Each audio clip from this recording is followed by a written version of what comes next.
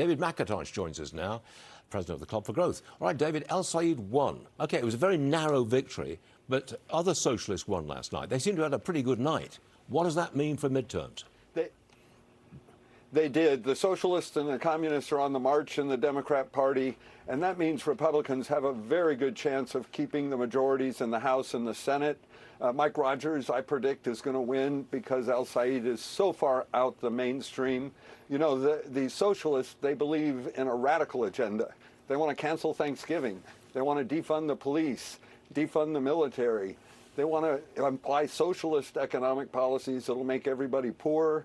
And they want amnesty for all. But not all of them go that far. Not all of them are saying, oh, public ownership of the means of production, abandon the police. Not all of them are saying that. They're concentrating more on tax the rich. The billionaires can pay. Give us their money to use on healthcare. That's a popular message, and they're going to play that message. They'll play it, but will reveal their true agenda, which is they hate America. They're going to bring things in. They want to eliminate the Senate, if you look at their policies. One of the things they're doing, Stu, is hiding who they are. In the West, a lot of Democrats are dropping out, and they're running fake Democrats as so-called independents.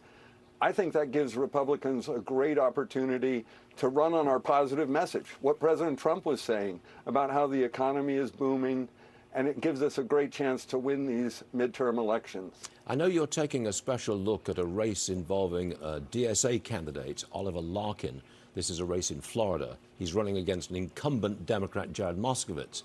The primary is in a couple of weeks. I understand Larkin is going door to door and making a lot of calls. You're impressed with his campaigning style, aren't you? I am. He is working hard. He's not talking about the radical DSA agenda that he believes in. I think we're going to see a sweep of these socialists win these primaries, and that's going to let Republicans have a chance to win that seat as a possible pickup. And we're seeing it in Michigan. Barrett's election, he's now up against a radical socialist. He won last time narrowly. I think he's going to win again.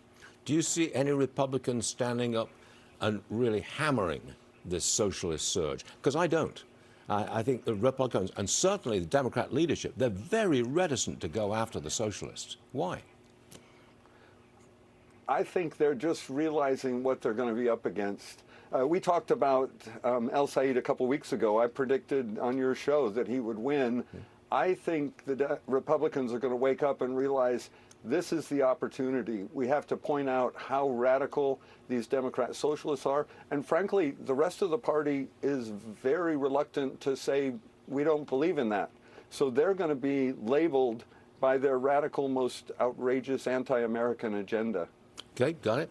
And David? we'll run ads with that. Oh, yes. I was getting to that. It's a prime time for ads about the socialists, isn't it? David McIntosh, thanks for joining us this morning. Come again and see us soon.